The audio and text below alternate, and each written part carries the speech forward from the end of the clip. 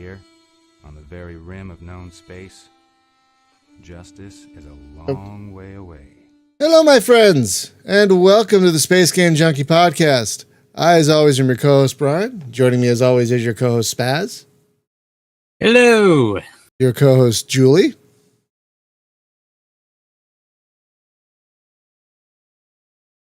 Uh-oh.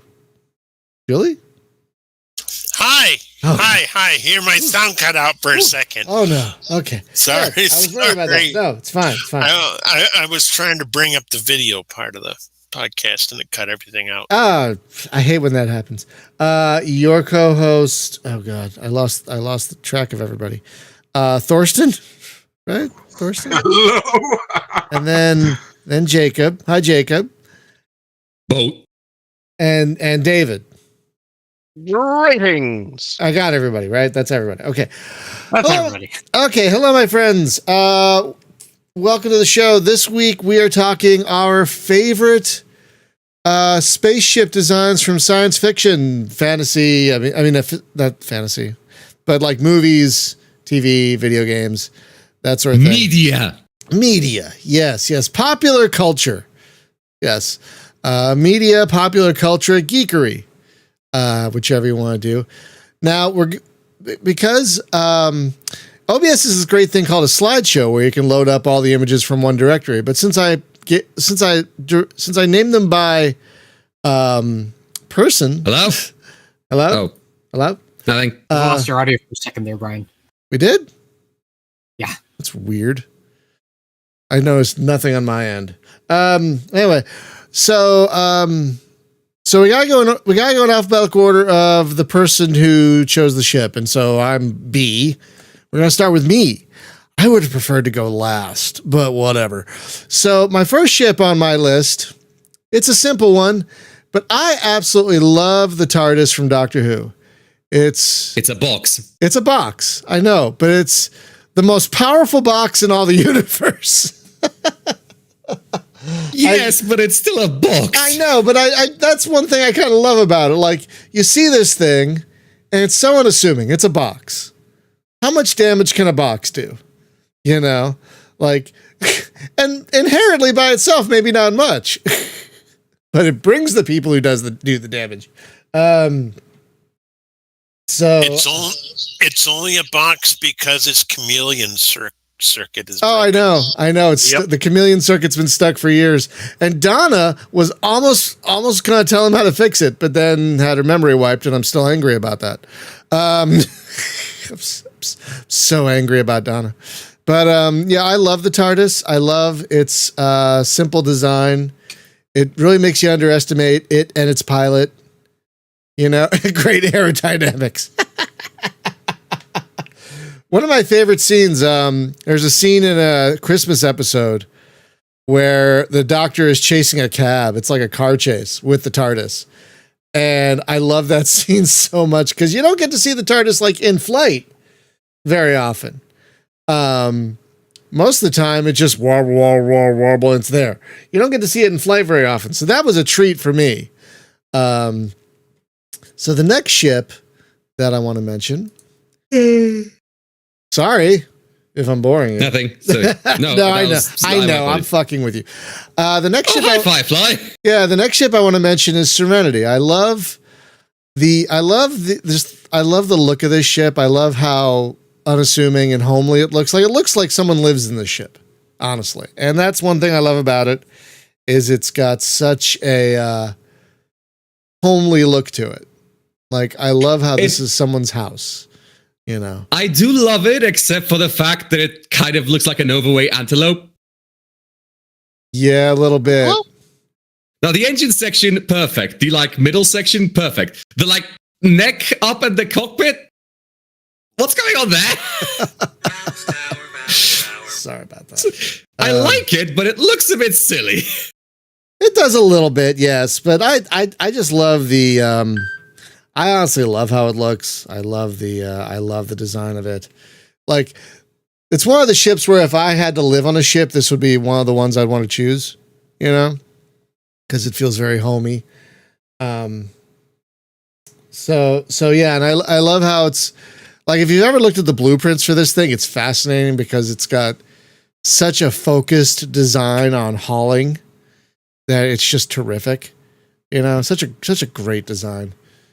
All right. Next up, and this one's kind of hard to see because it's such a dark picture, but this is the Arenys from Free Space 2.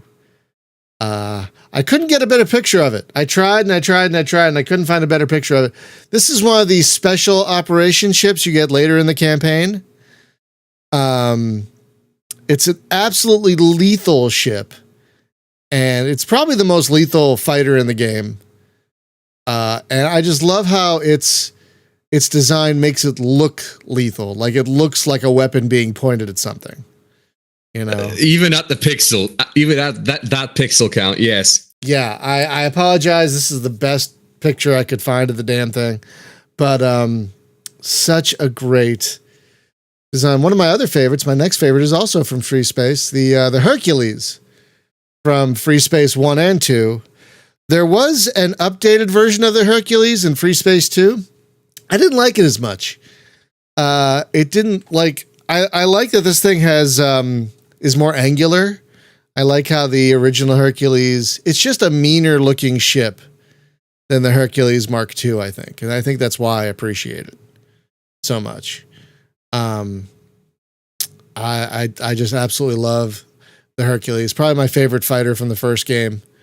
Honestly, I just love the Hercules. So my next one is the Star Car from the last Starfighter.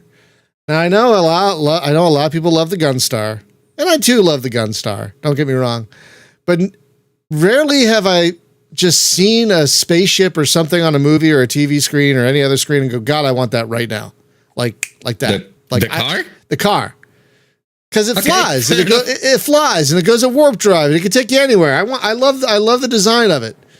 I love this car. Love it. I didn't know I needed a car with warp engines. Oh, it's got warp or whatever the faster than light equivalent is. They don't really name it in the last Starfighter. They don't really. I don't think they ever do. Yeah, they don't. It's not warp drive or anything like that, or FTL or whatever. They never name what their kind of tunnel like FTL is, but they have one clearly. They never. So I don't know what it is, but it's got a warp drive basically. Plus, it looks like it's going 1,000 miles an hour just standing still. I know. I love that design. Looks so sleek. All right, next up. Oh wait, that's not the order I put these in. Anyway, this is it's not the best picture, but it's one of the best I could get. Is the oh, it's skipping that one. Oh, okay. It doesn't like web. Okay, so it skipped the Beluga because it's a WebP file, and apparently this. Oh, the huge thingy-mabob from Rebel Galaxy Outlaw. I love the look of that thing, but apparently it's not. It doesn't. The slideshow in OBS doesn't support WebP files. Apparently. Oh yeah, no, it doesn't. So fine, we'll skip to the Broadsword, one of my favorite ships from the entirety of the Wing Commander series. A big, ridiculous-looking bomber with side and rear turrets. You didn't get to... Yeah, I think that's the Morning Star in the background. But the Broadsword is such a ridiculous-looking thing. It's got these giant engines and these giant wings. Why? But it looks so... Like, what the... It's such a great, silly design. I love the design. You don't get to fly very much either, which is a shame. I think there's only like a few missions where you get to actually fly the damn thing. But I love this big, giant, turrety thing of a bomber. And let's see. You know, it's funny. The animated series for Wing Commander actually did feature the Broadsword as well. They got to fly it in a few episodes. Oh, the Academy? Oh, yeah. Shit, that reminds me. I own it, and I still haven't watched it. Shit. Crap. I gotta ask something about the Broadsword right here. You got a what? Are those missile pods on top? No, I don't remember. It would make sense that they would be because the intakes for a space fighter. It's got intakes. The intakes for the engines are beneath that. So that might make sense that those are some kind of... For the torpedoes, maybe. Yeah, for torpedoes, maybe. Yeah, or something like that. That would make sense. Because it looks like they would fly over the front of the ram scoop. Right, ram scoop. Because we're in space, so... we're scooping ram. It would not be the first game to feature ram scoop engines on a ship. No, I know. It's just funny. And let's see. The final one should show up. Yes. My favorite Wing Commander fighter, the Dragon from Wing Commander 4. Also has a jump. This thing has a jump drive. So already it's awesome. It's, I think, the only fighter with a jump drive in the entire series. And it's just such a lethal thing. It's got 3 different types of guns, massive shields and armor, maneuverable as hell, and just a joy to fly. This thing. You don't, like the Broadsword, you do not get to fly the Dragon very much. It's only like 2 or 3 missions, and then you end the game. But that's how it tends to go. Yeah. It's kind of like the TIE Defender in TIE Fighter. You get it for like a few missions, and then you never see it again. For whatever reason. So those are mine. So David, we're going to go to you next. And I think the God. Well, sorry, alphabetical order. And the first ship, I think the first ship it's going to show us is, the USG Ishimura from Dead Space. USG Ishimura. USG, excuse me. Yeah, so it's basically a giant space excavator, and as I'm educated into driving excavators, I'm kind of amazed by the engineering, by just ripping out entire chunks. It feels so freaking brutal, but it's pretty much how the Dead Space universe works. Humanity has used up all resources and had to pull them back to Earth. So is that 1.5 kilometers of pure capitalism? Are those like wires pulling up a chunk of? Yes. Oh my lord! We don't get tractor beams in a Dead Space, even though hilariously enough we do. But no, this bitch just shoves grappling hooks into a chunk of planet and rips it out the old-fashioned way. Okay, that's pretty terrific. All right, I'm gonna move on to the next one, which is you have a lot of. It does not need more explanation. Actually, you guys tell me when you're ready for the next one. So I can go ahead. Okay. So next is the Cobra Mark IV from Elite Dangerous. Mark IV? What? Oh, I think it's the Viper. Oh, is that the Viper? Yeah, it's the Viper Mark IV. Shit, I mislabeled it. Yeah, it's the Viper Mark IV. Okay, so I love you guys, but the walls of text you use to include these images kind of made me. That's one of the reasons I was named this, because I'm reading. No, it's fine. I'm just reading through your description of it and why you liked it, and I thought it was the Cobra Mark IV. I don't even remember. No, you're right. It's a Viper Mark IV. I'll have to rename that. I can't rename it right now, but I will rename it later. Yes, Viper Mark IV. This thing brought me to the middle of the galaxy. I went there in this little boat. It's not recommended. This is a combat ship. I was going to say, doesn't that... Yeah, maybe. I want to say, doesn't it not have much of a jump range? This one does. Oh, it does? Oh, okay. The Mark IV was... Go ahead. Yeah, apparently the Mark IV was, after people fiddled around with the ship, that they realized it was actually designed for long-range combat or something like that. It has extended fuel tanks and increased jump range. Not much, though, but it has an increased jump range and an incredibly huge fuel tank for its size. So you can make multiple jumps before you need to refuel. Right. And if you engineer the crap out of it, like I did, you have a kind of nice maneuverable small explorer. So now I will ask, why this and not the Mark III? Mark III is way more of a combat ship, so it has way less jump range. Okay, fair enough. So you like the mixed utility? Yeah, exactly. That makes sense. I too lean more towards ships that are kind of jack of all trades that do a lot of things at once. That's why I love the Beluga. And then there's me, whose favorite ships from Elite were Eagle Mark II, Viper Mark III, and that one Federation ship whose name eludes me. Vulture?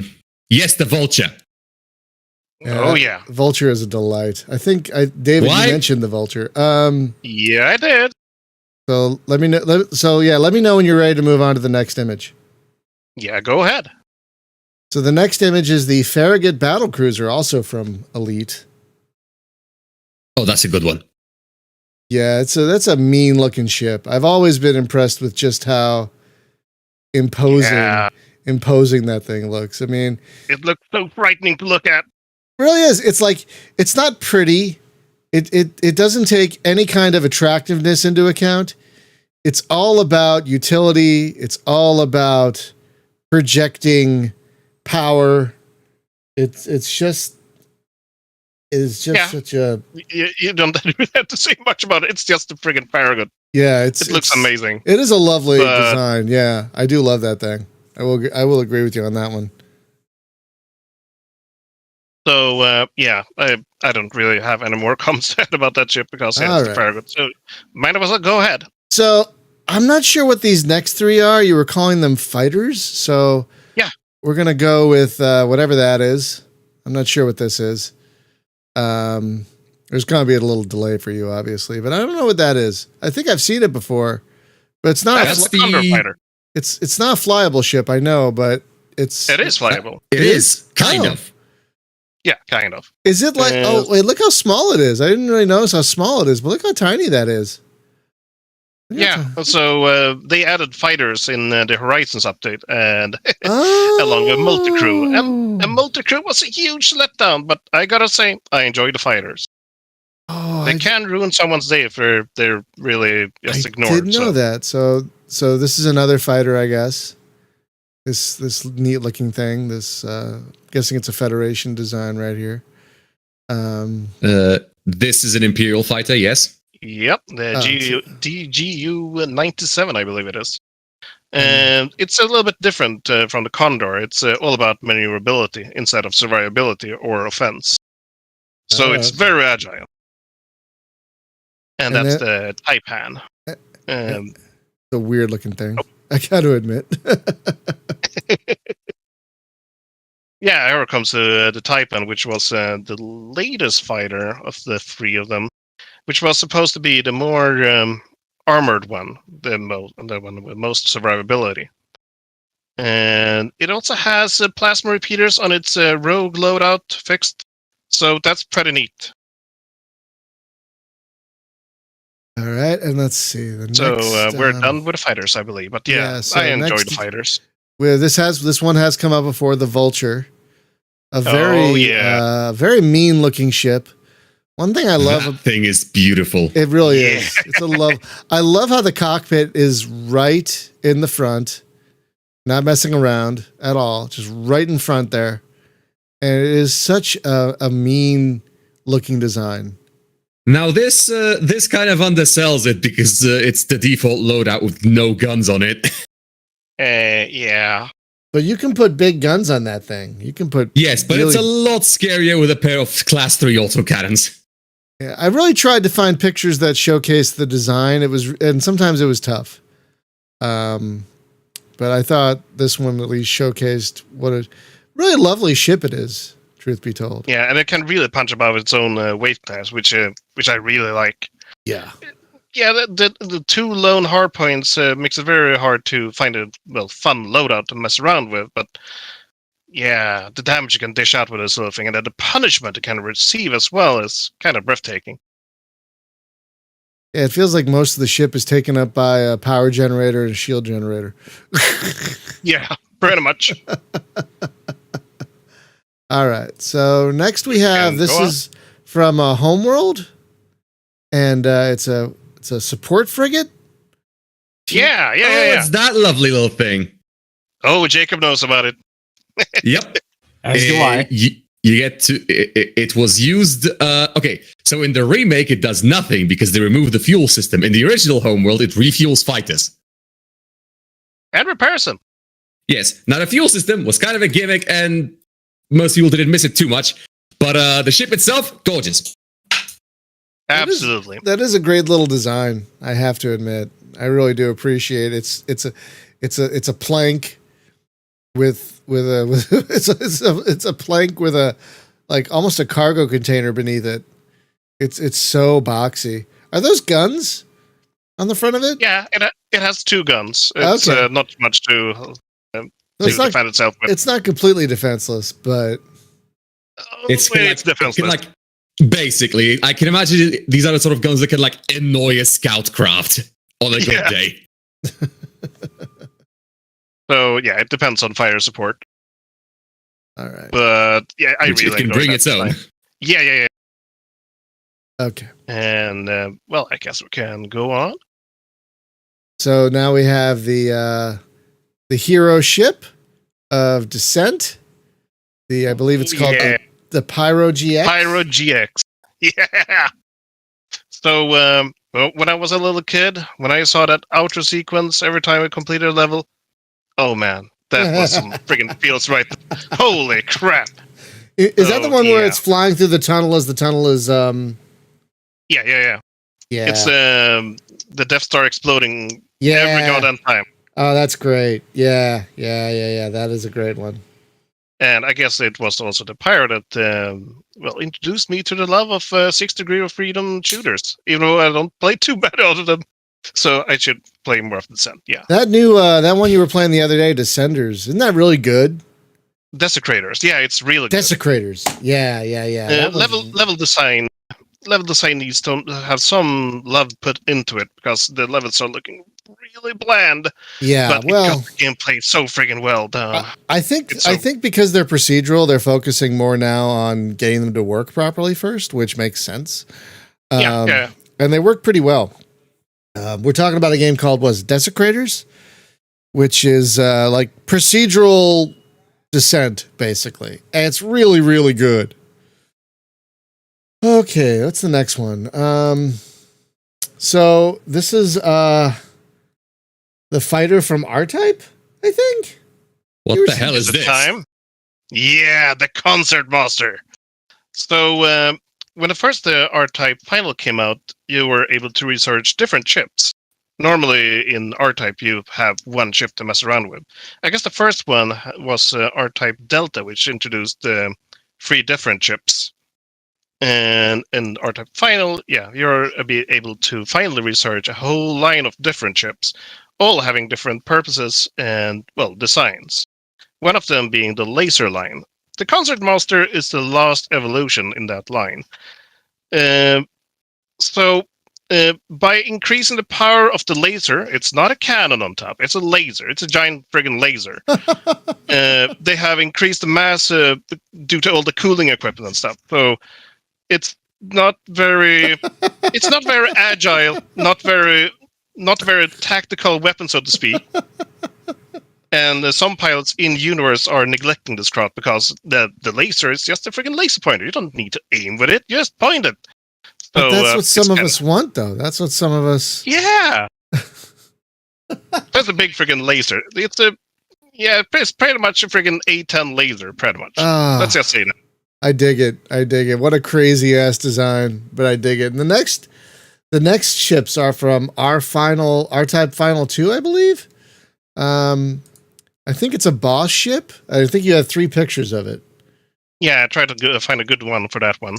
But So this is a good picture. I guess this is a piece of fan art though, so maybe hang some on. details are a little bit different. we got a few pictures of the thing. There's going to be a delay for you, but we got 3 pictures of the thing. I like the third one, honestly. This is the Heimdall battlecruiser in R-Type Tactics. You'll actually get to fight this thing in R-Type Final 2, by the way. And in that, basically they made a turn-based strategy game out of R-Type. It's kind of amazing, but it works. And in the beginning, you fight the Bido, the bad guys, with just your normal fighters. And as I mentioned, the friggin' concert master before, those fighters are not made for durability. As much as you freaking cuff at those fighters, they explode spectacularly. So the Space Corps has to develop some kind of support craft, cruisers, destroyers, or anything bigger than those kind of small fighters. And in the end, you'll get this thing. A big, angry, friggin' I don't know what to say really, but a big F to, well, the bad guys. It's slow, it's angry, it's armed to the teeth. It's nothing like the small fighters I've had before, because this thing can actually take a beating.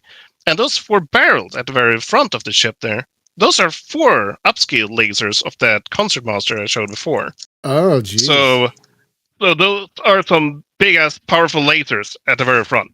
But they can get blown up as well, though. So you don't want to place this ship in a bad spot, so you don't suddenly lose all that firepower. And yeah, you fight this thing in R-Type Final 2 in the bad ending scenario. So that's fun. Jeez Louise. I think that's all of yours, David. Yeah, that was the last one of yours. So Jacob, you're up next. Because we're going we're going in alphabetical order now. Of course, absolutely. Oh, we're starting out with the old lady. Sure. I don't know what order you're going to put those in, but sure. Okay. Does this boat even need any introduction? Does it? No. Chat, be honest with me. No, it doesn't need any introduction. It's the goddamn Galactica. It's a gorgeous. It's like several 100,000 tons of steel concrete and awesomeness. It's got everything. It's got missile launchers. It's got flak batteries. It's got the coolest fighter designs in sci-fi. Okay, a bit on the small end, but still, it can face tank nuclear warheads because it can, and it has those sick freaking old school phones that I really like. Oh God, yes. I get such a kick out of those old school military phones. You know, I love those. Yeah, even better, it was going to be mothballed. Yeah. Yes. Because it wasn't on the network. Yes. It was also like 40 years out of date, admittedly. But then they kind of ran out of ships that didn't explode. So they put the thing back into service. Yeah. The last Battlestar. Yeah, say what you want. We thought it was the last. Then the Pegasus showed up, and then then the Pegasus blew up. Say what you want about the show itself. David, you've not seen the show? Wait, you've not seen? Yeah, I haven't. Okay, I know. I'm just gonna warn you. It's good for a while, and then it really isn't. Watch until the end of season 2, and then just ditch it. I say watch until when they leave New Caprica. So it's like the first 4 episodes of season 3. Like the first 4 episodes of season 3. Once they leave New Caprica, just don't watch anymore. Yeah, that's the one sad part about Battlestar Galactica. Don't think I've ever seen a show be this good and then just nosedive. Oh my God, I know. And like that siege of New Caprica had one of the best scenes of any science fiction show ever when Galactica jumped into the atmosphere and just started falling. The Adama maneuver. Yeah, just started falling to launch its Vipers. I have rarely screamed at my TV as loud as I did that time. Like, jeez. And it's great for 2 seasons and 4 episodes. And then don't watch any more than that.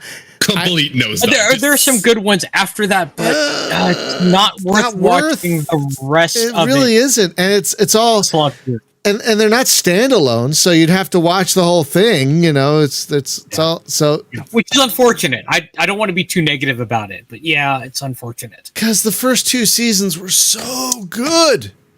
Oh, like I think someone explained the problem of Battlestar very well. The first episode, well, the miniseries. Let's throw out the miniseries for a minute. That was really good, but let's throw out the miniseries for a minute. The first episode of the actual series of BSG was 33, which is one of the finest episodes of science fiction television you will ever see. Period. And it was pretty much all downhill after that. And I think they're right. Glad to hear. I think they're right. It starts off from its highest point, and then just for a while, it just kind of slowly goes down. Like it never really dips, and then it's like. Well, see, the problem is, and this is something that I've said on many occasions, the writers didn't actually have a plan for how they were they ended. didn't. It's infuriating because I love Ron Moore. What was that? When I got to the last episode, I found myself saying, "That's it. That's what this was about. That's what this guy was bitching about all this time. That's his whole purpose in life." And I said, "Oh my God!" And I had to shut the television off. Yeah, I don't want to spoil it because I know people haven't seen it, and some people who are watching this right now have not seen it. You know what? So I will ask you it'd be to spoil unfair it to do that later because I've only watched like bits of the later episodes, and I didn't actually watch the show to completion after the end of season 2 because it just slowed down. So it's such a huge nosedive. I would you feel it immediately. I would submit that the first half of the finale, because it's really 2 parts, and the first half of the finale, the actiony part, is really good. And then there's the rest. And it's like, oh. Yeah, in the second half, when it's just when he gets to his little speech, and I said, "Oh my God, this is pathetic." Yeah. I said, "Okay, Yeah. okay, all right." So what we're saying is, you could say a lot of things about the show, and if you've never seen it, most of it's worth watching. At least half of it. But I've never heard part of it is worth watching. But yeah. I've never heard anyone say anything bad about the ship itself. Like, I don't think you can say anything bad about Galactica because she's just a lovely, lovely design. One of the best hero ships in all sci-fi. Okay, there's one group of you who'd say something, and that's Pegasus fanboys. Which they exist. Okay, fair.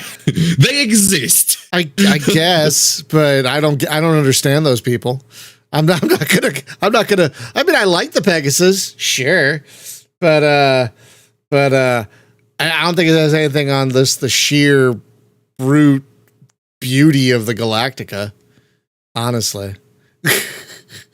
And on that note, folks, make sure you play Battlestar Galactica Deadlock. If you God, it's really good. Yes. If you're listening to this podcast, you're watching this right now, you probably should have played that already or get it on your wish list and play it when you can. That is such a great game. And it's great for the license. Valkyria, if I'm saying your name right, Valkyria, Valk. I'm just gonna call you Valk. None of us were happy about that. I haven't made it that far. Without spoiling too much, but none of us are happy about that. And it made for a great visual spectacle, but that's it. That's the only.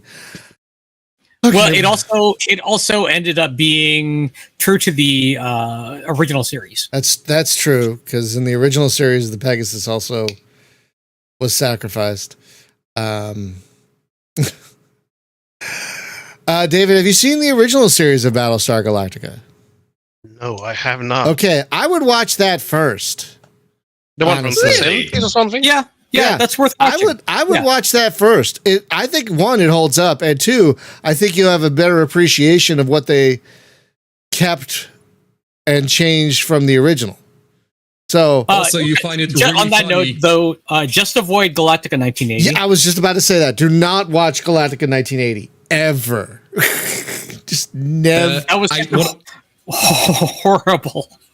I don't even know what that is. I guess I'm not missing out. It's kind of a sequel show to the original Battlestar Galactica, and it is. Does it suck? Yes, it is absolute. I watched all of it because I soaked up everything like a sponge back then. But it was terrible. It was utterly terrible. My favorite part about the Galactica was its commander, Edward James Olmos. Yeah. The man himself. When he's talking to his pilots and says, "This is Galactica Actual." Now, I was in the Army, so I had to look it up. But, I said, wow, Edward James Olmos, you go. The cast of that show, the new BSG, was terrific. It really was a great cast. Impeccable. Yeah, really a They great even cast. dragged back Excellent freaking, ensemble cast. Yeah. and they even dragged in Richard Hatch from the first one. Which was nice. That was really nice. And Not reprising his role, but Dean, hey, it was there. Yeah, Dean Stockwell in there doing a great job. And Mary McConnell knocking it out of the park. The airlock queen. There's an airlock queen. Yeah. Yeah. Sort of. Yeah, that's what I call her. Say more would be spoilery. Yeah. But she's great. She's terrific. All right, let's move on to the next ship. It's going to take you a minute to see it. What is this one? Oh, yes. Oh, that gorgeous little thing. I love this. Now, this is less about the ship proper and more about Halo. And more about the Halo series and the ships in there. But this, ladies and gents, is the Paris class frigate from Halo. Now you may be wondering, what is this? It's a gun that someone put in space.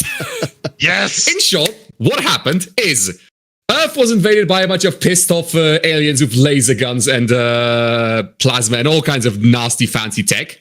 So humans went, okay, so we need to make a fleet that can kill things. What do we do? Okay, take a giant railgun, strap engines to it, and hope it works. And as such, we got this gorgeous little machine, which is exactly what it says on the tin. That little bit at the front is the muzzle of a giant like 400 meter long railgun designed to powderize alien ships. The sad thing is, I think it skipped a file. I think it skipped because you had the Donager in here as well, but for some reason it seems to. I really hope it didn't skip that because I want to say a lot about that ship. It is, in fact, a giant Nerf gun in space because there's a Nerf gun that looks just like it. Oh, it's there. It's there. I just wasn't over it. So I wasn't completely done.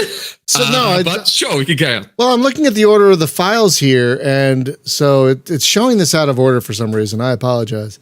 I don't know why, but yeah. So this is from Halo, which I've never really played much of. It's not much of a space game. No. Unfortunately, the best we've gotten is the Halo mod for Sins of a Solar Empire, which is really good. It was called Sins of the Prophets.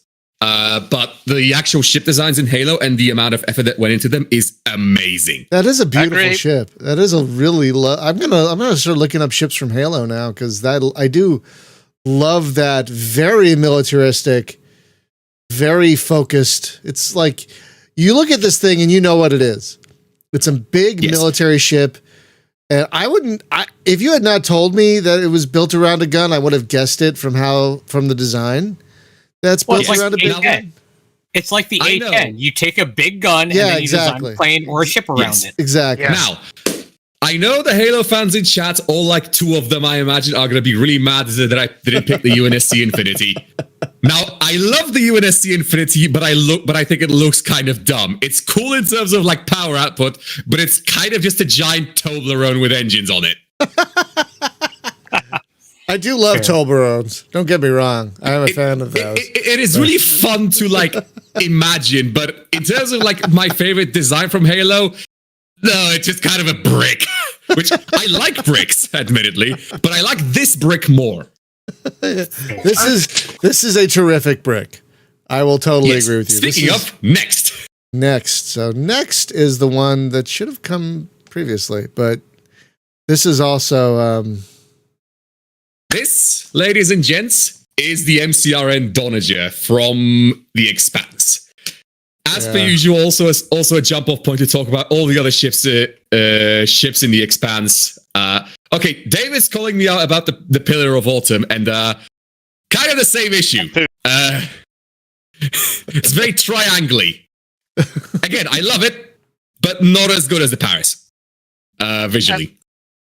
Again, I was focusing here on visual presentation more than liking ships on a meta level, because I felt like it. But this is the Donager. The Donager is what happens when the United States Navy goes to space. Because it operates on very simple principles. It has one row. It has one row of stupidly long powerful anti-ship missiles, one row of rail cannons that you can see up on the top and bottom, and a lot of flak guns and point defense cannons to blow up any potential missiles. Yeah, this thing is lovely. Yeah, it really is. And we didn't get to see it very much, obviously, but it is. Yeah, because it got blown up. Yeah, within moments of us meeting it, it got blown up. It did admittedly get attacked by 4 ships and blew up 3 of them. So it's not like it didn't put up a fight. No, it put up a great fight. They did a great job on the TV show of showing that, because the books did also a great job of describing it. So they did a really great job on the show. Yeah, The Expanse, great show. So much of that show is just pure brilliance, both in terms of like being good sci-fi and in terms of great character design. Avasarala is still absolute queen. The wonderful. We dare I say we stan. I still have to finish the show. Fair. I still have to finish the show because they got to the season they got to in the show is my least favorite book, where they're on that colony. It's like, I don't want to go through this. It's a whole thing. But yes, the Dollager. Love this thing. Lovely ship. Lovely ship. To be true. Absolutely lovely. And in a extremely similar vein, next. Stream, wake up. No, I hit it. It just takes a second. Right. It's a delay. So this is the best shot I could take of it, sadly. This is the Stiletto from Nexus the Jupiter incident. The early bit of Nexus the Jupiter incident when the game is fun before we invent energy shields. I stopped after that part. I stopped when we got there. I was like, I just don't care anymore. Same here, because things kept taking forever to die. It was nuts. Yeah, I did one mission after the switchover, the big story switchover. And I was like, this is nowhere near as fun. This is just things take forever to kill. No, I don't like this. But yeah, this is the Stiletto. It feels like a different game. Anyway, yes, great design. This is what happens when NASA designs a warship. designs a warship. These are in fact huge flock of chemical engines on the back and also on the front that you can see. Which give this thing the lovely characteristic like smoke plume behind it that can be several lengths of the whole ship. That bit in the middle that seems slightly offset, it actually rotates. It is a centrifugal gravity. And it is strapped to the gills with guns and firepower, and also has a small fighter bay because you don't need launch decks in space, so you can just stash those things anywhere you want. And it is a great introduction to Nexus the Jupiter incident and how nutty the combat is when it doesn't have shields and it doesn't take forever. I am still mad. Sorry. Calm down. No, I'm good. Jacob's right. Jacob's right. The first part of Nexus was great. And then it seems to become another game. It's like, this game isn't as fun as that game I was just playing. All they really changed is that, to clarify, basically you get energy shields. Everyone does. And everything takes forever to kill, even with the dedicated anti-energy shield weapons. Yeah, it becomes a lot less fun. That's the annoying part. It just becomes... That's the annoying part. Yeah, it becomes a lot less fun. It's a huge slog. Yeah. Because the core gameplay, great. But it really like slows down to a crawl after that. Okay. And then I forgot what else I had. I think I had something else there. Those are the only ones. Those are the only ones I have for you. Fair enough. I only have those 4. Sorry. Right, fair enough. Because no, we did not. I just checked. Well, good. Okay, good. I tried to get everyone's pictures, so I really good. I'm glad we got all of yours. We couldn't do Star Wars, so I didn't put in the Venator class. I was limited there. Yeah, if you're wondering, folks, why we're not doing Star Wars or Star Trek, that was based on the original tweet that we got this idea from, which I forgot about until this morning. So thank you, Spaz, for remembering that. But yeah, we had to pick specifically designs not from Star Trek or Star Wars, which is a great idea. And credit to the Twitter account of the Space Shipper for which is a great. I don't know how he has the energy to tweet as much as he does. My God. I wish I had that much energy to tweet as much as he does. All right, Julie, you are next. Putting your first ship up. There's going to be a delay before you see it. I can't be helped. But this one What is in a the world class. is that? Oh, This is, as I'm sure everybody knows, the USS Sulaco from Aliens 2, flown by Marines. Ah. And the first thing that comes to mind whenever I see this is nuke it from space. It's the only way to be sure. And it's not just the fact that it's bristling with guns and appendages. It's the crew that really made me love this ship, especially the Latino actress whose name I can never remember. Vasquez. It was actually not a Latino actress, by the way. Oh, no? Well, Nope. Vasquez. And she was just fantastic in that role. And that's why I guess it's the crew that makes me like that so much, and the movie that surrounds it, and it's great. You should Next. you should play. Before we go on with that next ship, there is a documentary which Brian and I both backed called In Search of Tomorrow, which is all about 80s sci-fi. And one thing that is mentioned by the actors in that documentary is that people watch Aliens before going on deployment. Active duty military before going on deployment. Really? Make it Oh yeah. habit. Yeah, to watch Aliens because of the camaraderie that is being shown by the Space Marines. It's a team bonding exercise. Yeah. Okay, there are worse team bonding exercise than watching Aliens 2 with a bunch of mates. I'd say that's a perfectly sensible team bonding exercise. I just love Apone so much. I love all of them, but Apone is my favorite. Another beautiful day in the Corps. Yeah, one of my favorite quotes. A day in the Corps is like a day in the farm. Every formation, a parade. Every meal, a banquet. I love the Corps. Yes. Ever taken for a man? Were you? No, have you? Oh, such a good movie. And folks, by the way, if you want to see more of the Sulaco, play Aliens Colonial Marines. You'll see a good deal more of the Sulaco in that game. No, it's good. Yeah, We just finished it. We have a playthrough. Yeah, we did play through it. They fixed it. What? It's good? They fixed it. Yeah, it's pretty good? great. It's great. I'll take your word for it. It is. I'll Okay, take your word for it. It is a So, proper. Jacob, what happened was there was a bug in the word tether. And because it had been misspelled in the code, that one typo, one letter off, caused all the AI problems that the game had. So that got fixed, and now the game's AI is better. Okay. I heard it's still not great, but good to know it's better. No, it's legit great. We played through the whole thing in co-op, the three, David, Spaz, and I, and we had a lovely time. It was Unexpected, really. yeah, great set pieces, great writing. A lot of the voice. You had Michael Bain come back as Hicks, and what's the name of the actor who Lance plays Henriksen. What? Lance Henriksen. Lance Henriksen. Thank you. He came back as both. The synth, and Bishop. Came back as Bishop. yeah. So he did multiple roles, and it's really a delightful direct sequel to Aliens. Seriously. And I was just so happy that it ended up being good. I'm serious. Like, the sound effects are amazing. The music is spot on. The story is great. A lot of great set pieces. Very tense. Great weapons. Like, shooting that pulse rifle feels great and sounds great. Yeah,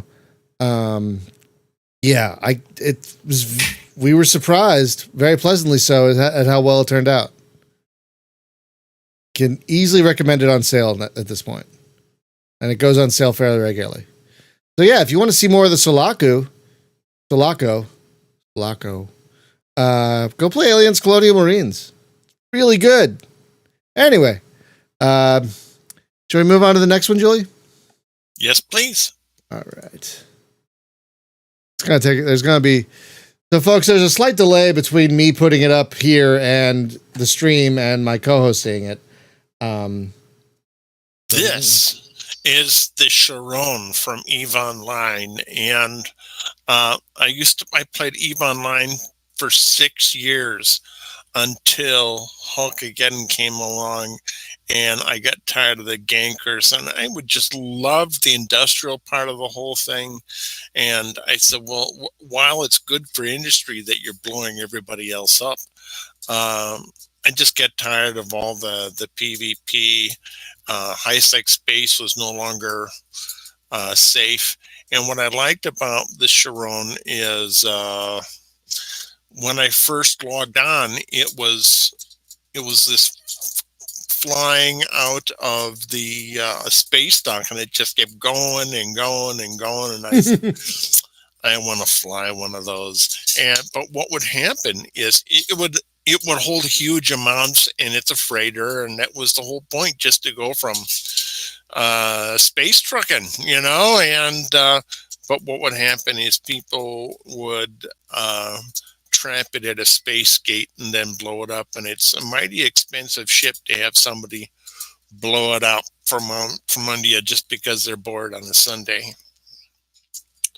But yes, that was one of my favorite ships. Big, blocky, industrial. I'm sure you'll see a trend in the rest of the ships. Okay. On to the next one. Yeah.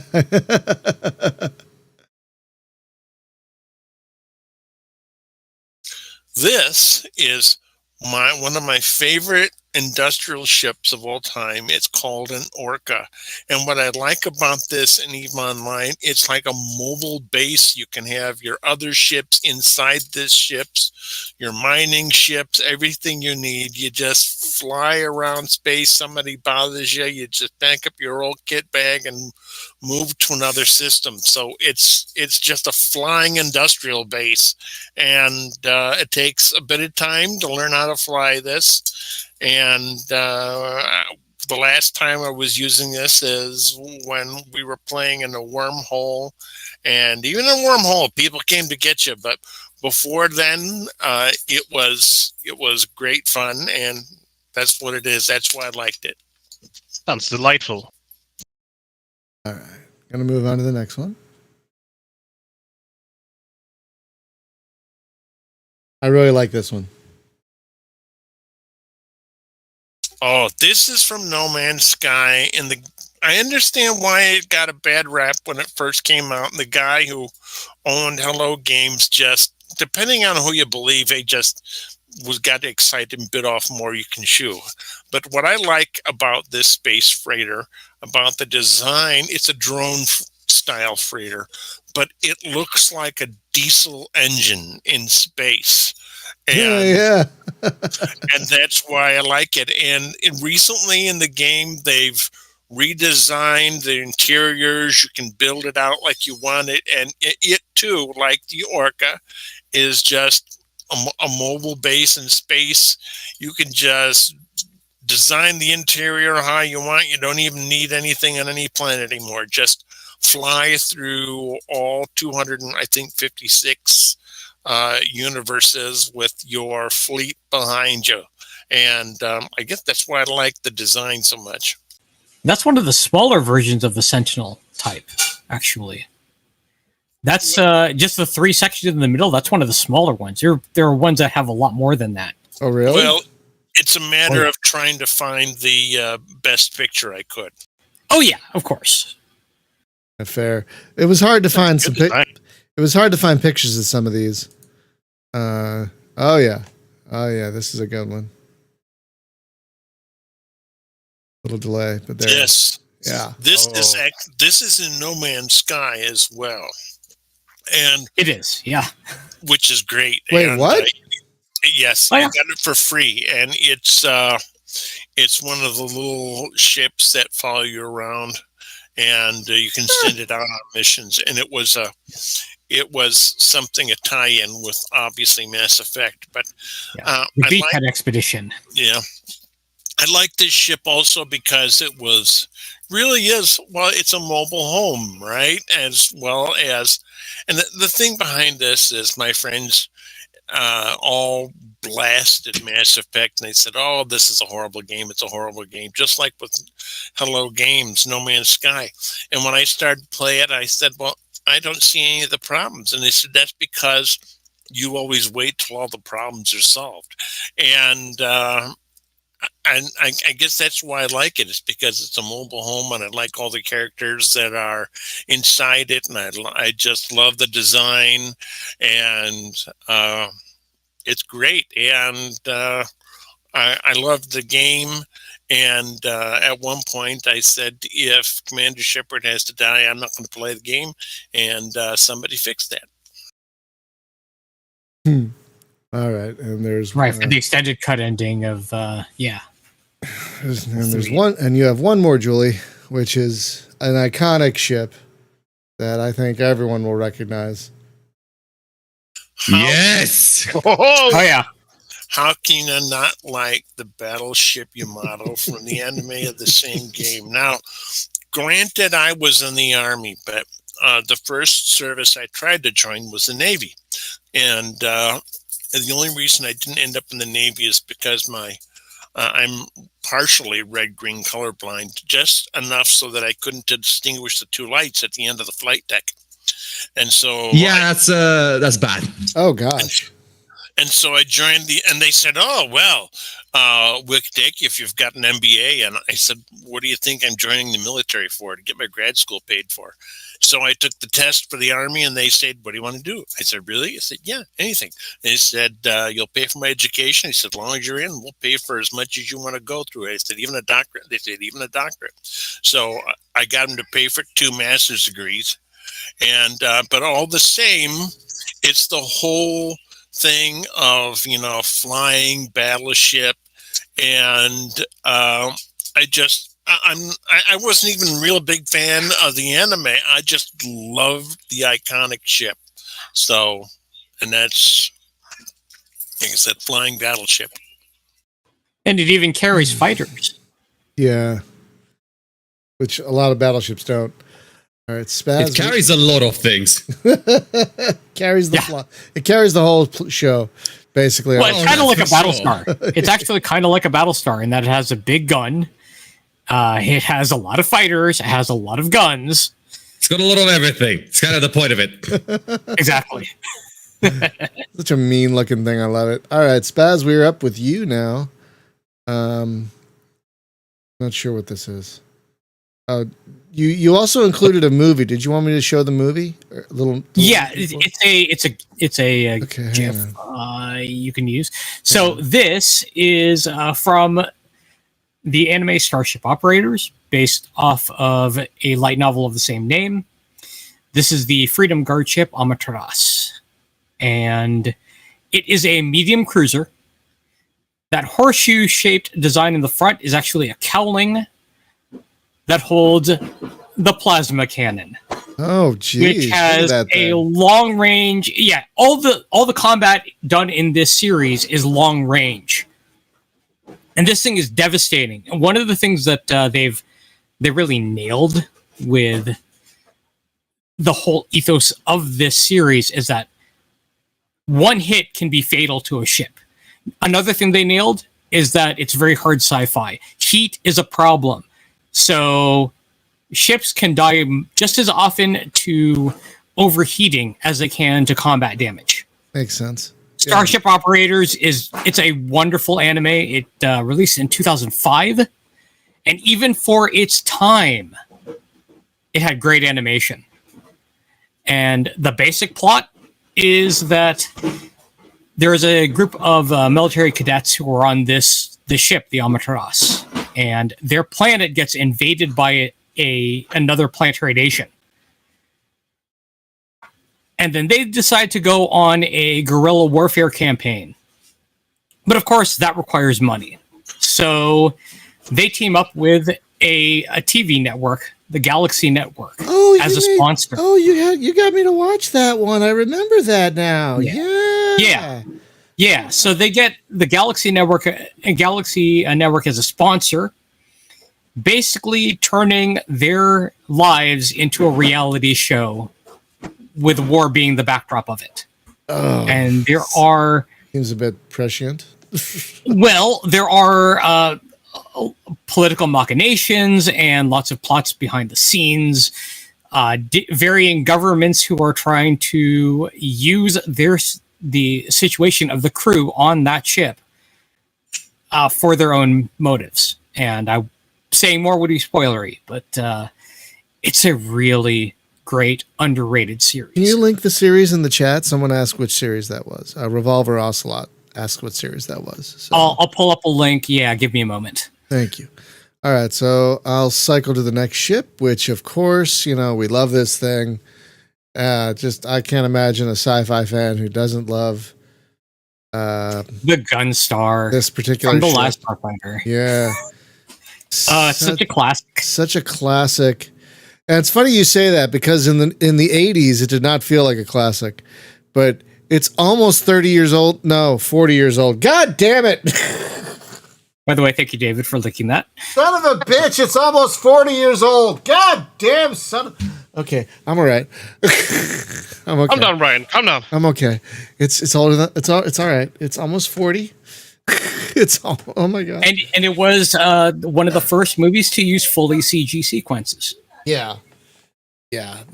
I love the tandem cockpit set of the thing, like an Apache, just such a great design. Yeah, it's iconic. I mean, anyone who's been a fan of this podcast will know the Gunstar, or they should if they don't already. Yeah, right. Like if you're listening to this podcast and you haven't seen The Last Starfighter, what are you doing? I mean, welcome. We're a space gaming podcast. How would you not have seen that movie? I can't even imagine how someone listening to us would have not seen The Last Starfighter.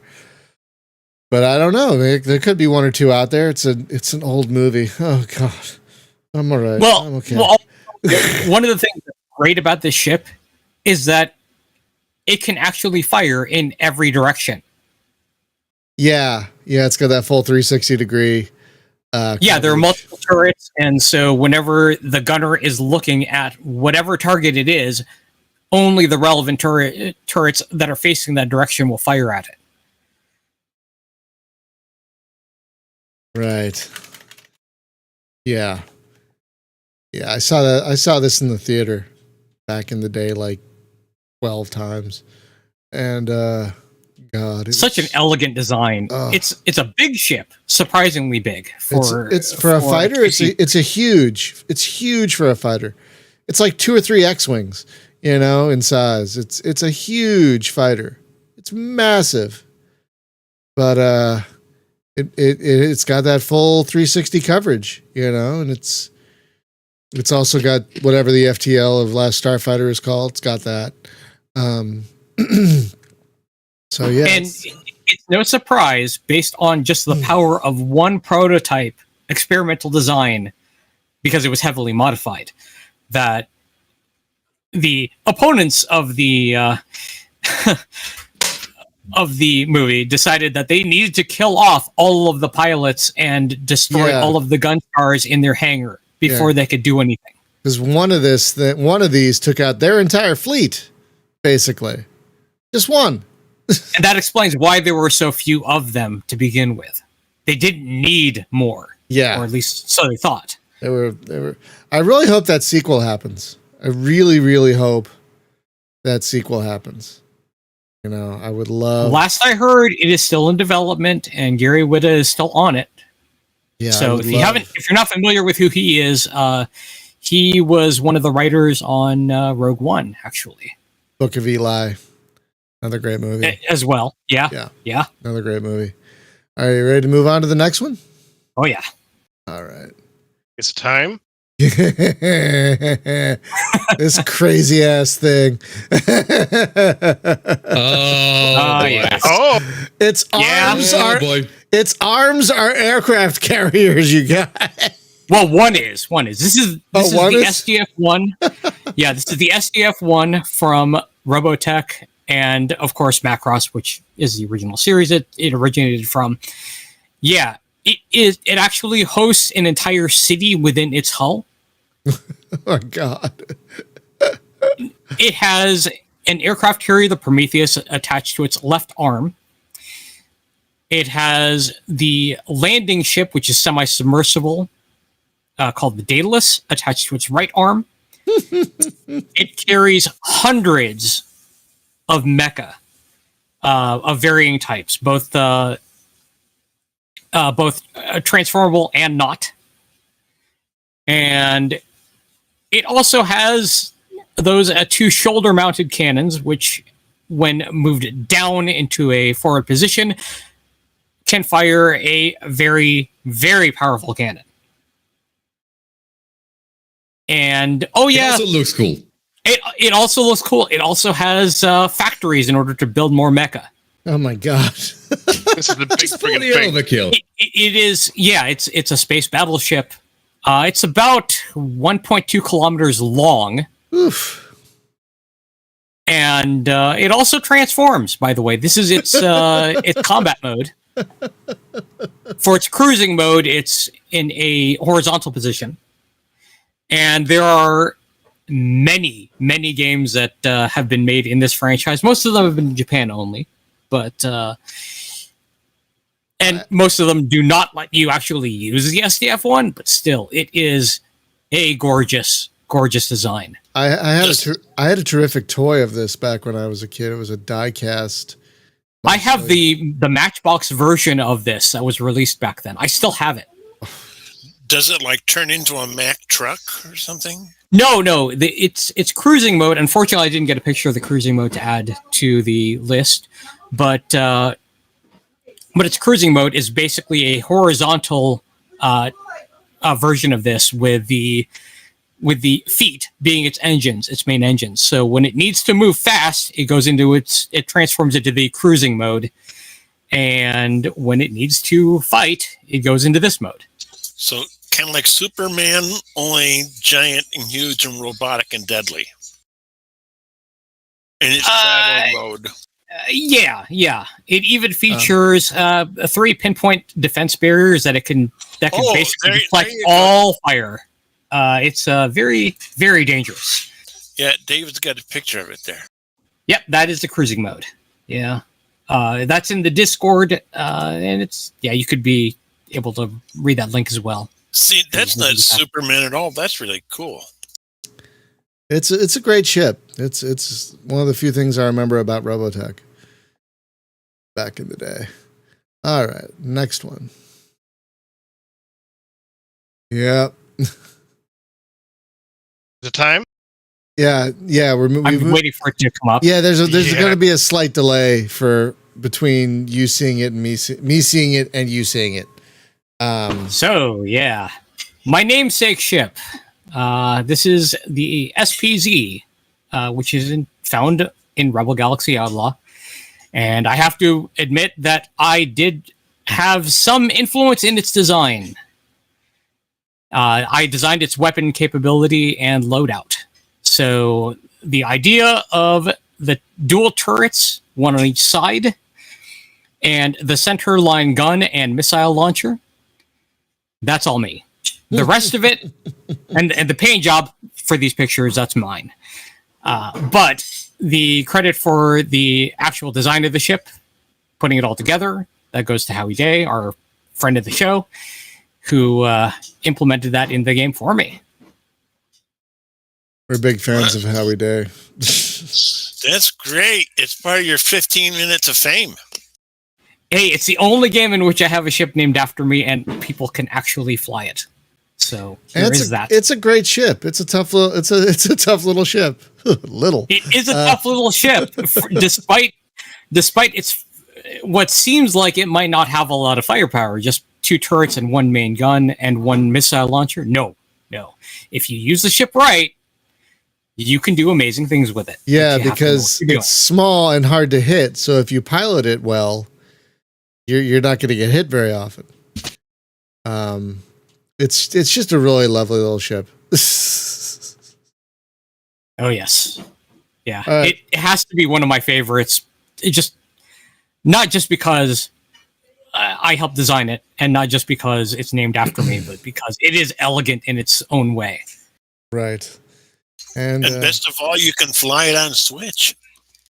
is it on the Switch Mobile. version as well? Yeah, it is. Oh, Yeah. that's good. That's good. I mean, I don't know. I would hope the whole game would be over on the Switch. All right, here's your last one, Spaz. Gotta take a second, folks, if you're watching, because there's a delay and I can't help that.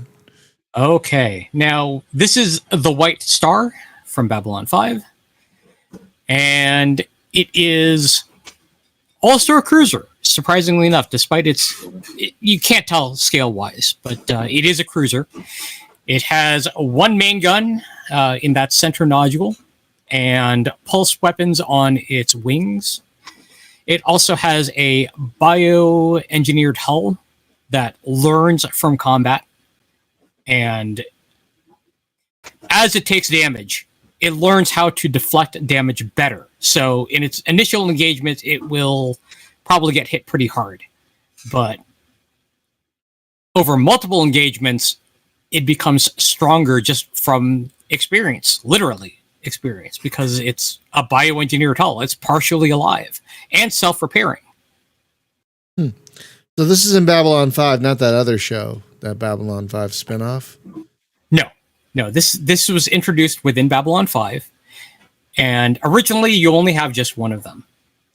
Later, you have a fleet of them, up to 150 of them. Now, I should also note that these things are so powerful within the universe, they only needed about 150 of them.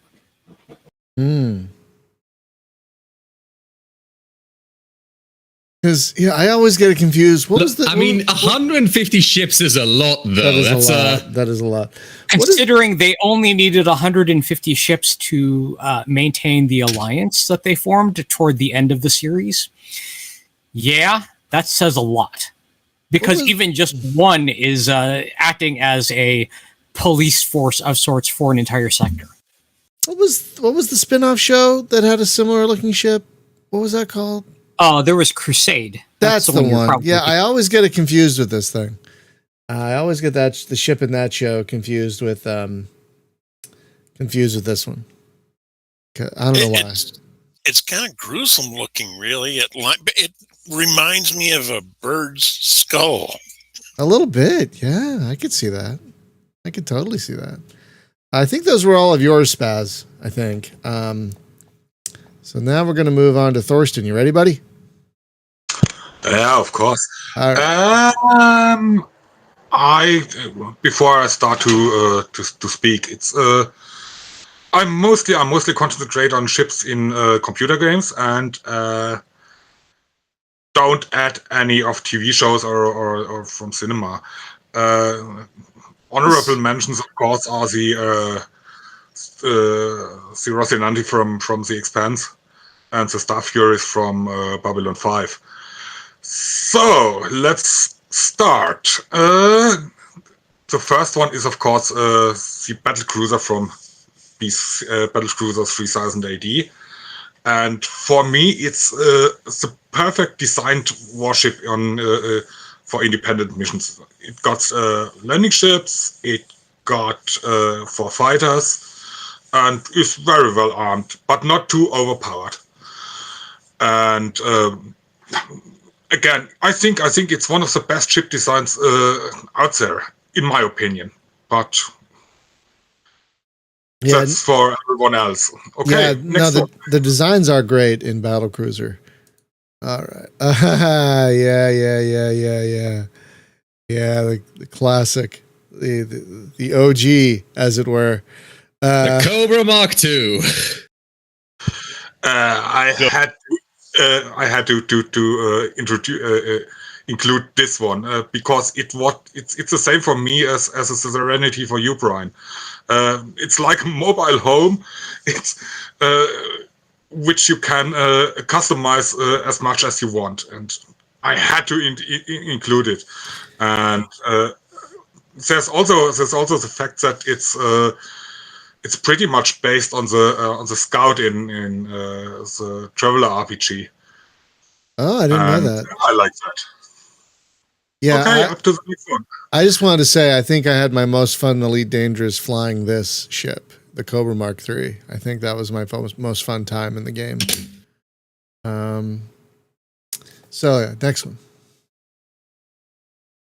Yeah, this is a good one. If anyone recognizes it, I totally recognize it, obviously, because I love Independence War. But yeah, this one, this is a mean mother of a ship. Yes, that's a Bastille class cruiser. Destroyer, not cruiser, destroyer. And it's simply neatly designed, and especially the one captured by the Independence, the under new owner is a great design. Yeah, I love the graffiti on it. Yeah. Yeah, right. Okay, up to the next one, last one. This is the next one's the last one, and of course I think we all love this bad boy right here. Just such a great. Yep. Great. Yeah, the original Dreadnought design. Yeah. Love this thing. Love it so much. It's pretty much the same as for the battlecruiser I mentioned before. It's perfectly designed. It's weaponry. The whole setup of the design is simply great in my opinion. Yeah. With the linear displacement drive for faster journey in solar systems, and the jump drive for interstellar travel, of course. Simply great. Yeah, I one of my favorite things about it is that one of these stubby wings, which aren't actual wings, you're not going to fly in atmosphere because of those things. They're purely for holding weapons, and one faces forward and one faces backward, and it gives you a lot of options in the moment, which is just terrific. This is from Independence War or I War, Jack, and such a delightful ship to fly. Just a delight. That's one of the things I was sad about in Independence War 2 is we never really got one of these. Which, I mean, this is the hero ship, but there really isn't a hero ship in the second game. Come to think of it. Yes, that would have been great if we were able to capture one of those boys. That would have been so great. But so this is our last ship. Great choices, everyone. We saw a lot of great non-Star Wars and non-Star Trek ships in the list today. Really great choices, everyone. I mean, really, like, is no one gonna? I mean, Fernando, these are our favorites. We love the Karathi Drouthy, and I mean, is Red Dwarf really a design? It's kind of a wastebasket with a vase stuck to the bottom of it. I mean, Red Dwarf. I love Red Dwarf. Don't get me wrong, but it's not much of a design, is it? I mean, maybe that's part of its charm, though. Maybe that's part of its charm is that's probably the most industrial looking ship you'll ever see. Oh my God. So that's going to do it for this week, folks. Tomorrow, next week is episode 400. My God. And I'm going to let you in a little secret, folks. We don't know what we're doing yet. We really have no idea. We'll figure something out. We'll work it out. Yeah, we'll work it out by then. We will definitely work something out. But as of this moment, we have no idea. No idea at all. But we'll figure out something fun. But yeah, 400 goddamn episodes. Jeez Louise. Almost 10 years. I mean, I think we started this in 2013. Yeah. So, almost 10 years. Dear God. So next week is going to be episode 400, and we don't know what we're going to do yet. Tomorrow on the show, I'm going to be playing a game. Tomorrow on the stream, I'm going to be playing a game called Starbase Gunship. I have no idea what that is, but apparently it's something I need to cover. So I don't know. I'm worried about a lot of games on this list of space games that I have to get caught up on because I don't know if they're all going to be good. So far, they really haven't been.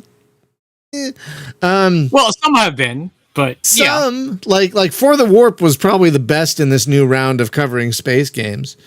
Fair. But there've been a lot of duds. So hopefully no more duds. So that's going to do it for this episode of the podcast. Thank you so much, everyone. Great chat today. Thank you, everyone in the chat. As Thorsten said, for being so active. Thank you, co-hosts, for coming up with some great designs here. And I should say, just because we didn't mention something you liked doesn't mean we don't like it also. It just means we had to narrow down our list to our favorites. Yeah, we couldn't pick like 30 of our favorites, you know? I mean, yeah, so toss those into the YouTube comments. We'll read those and maybe respond. We'll see. Exactly. All right. Have a great one, everyone. Be safe, be well, and please get vaccinated if you haven't